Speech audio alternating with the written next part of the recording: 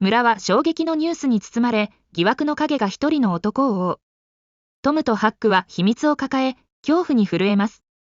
インジャン城の冷酷な嘘が真実を覆い隠し、正義は遠くへ。誰が真犯人なのか、この村の平和を揺るがす事件の核心に迫ります。Around noon, the village was shocked by some scary news. The news spread very fast, even without a telegraph. The teacher gave everyone the afternoon off, which was expected. They found a bloody knife near the dead man. Someone said it was Muff Potter's knife. Later, someone saw Potter cleaning himself in the river at night, and then he ran away. This made people think he was guilty. The town looked everywhere for him, but they couldn't find him.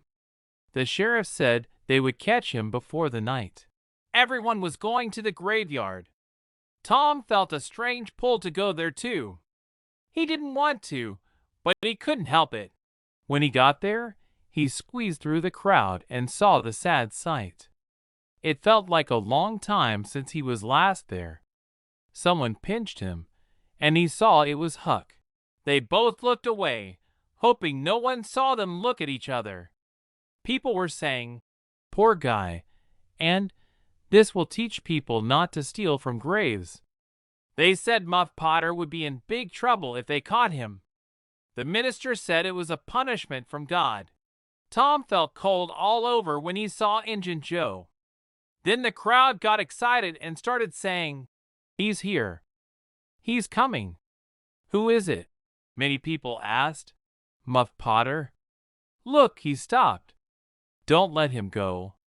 People in the trees said Tom was not running away. He looked confused. A man said, "He came to look at what he did. He didn't think we would be here." The people moved, and the sheriff walked in, holding Potter's arm. Potter looked very scared. When he saw the man who was hurt, he started to shake and cry. "I didn't do it," he cried. "I promise I didn't do it." "Who said you did?" someone yelled. Potter looked around. He saw Injun Joe and said, "Oh, Injun Joe, you said you wouldn't. Is this your knife?" the sheriff asked, showing him a knife. Potter almost fell, but people helped him sit down. Then he said, "I had to come back and get." He stopped and said, "Tell them, Joe. It's no use anymore." Tom and Huckleberry were watching. They heard Injun Joe lie, and they waited for something to happen to him. But nothing happened. They wanted to help Potter, but they were afraid. "Why did you come back?" someone asked. "I couldn't stay away," Potter said. "I tried to run, but I had to come here." And he cried again. Injun Joe said the same thing again in front of everyone, and he promised it was true. The boys watched him and thought he must be friends with the devil because nothing bad happened to him. They found him very interesting and couldn't stop looking at him. They decided to watch him at night, hoping to see the devil. Injun Joe helped move the body of the man who was hurt. People whispered that the hurt man's wound started to bleed a little. The boys hoped this would make people think Injun Joe did it, but they were wrong. Some people said it happened close to Muff Potter. Tom was very worried and couldn't sleep well for many days. One morning, Sid said, "Tom, you move a lot and talk while you sleep.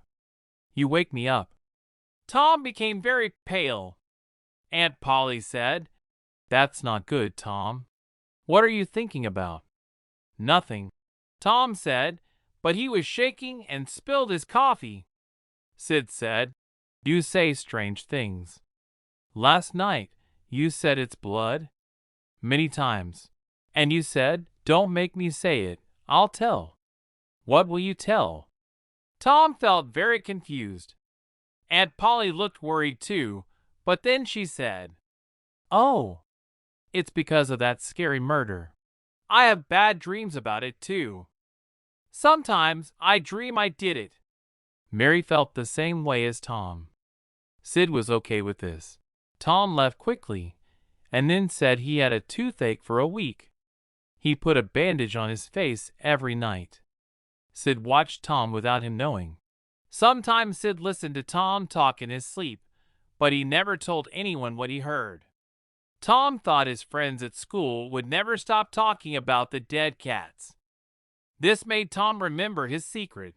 Sid saw that Tom didn't want to be in charge of these talks, which was odd because Tom usually liked to lead.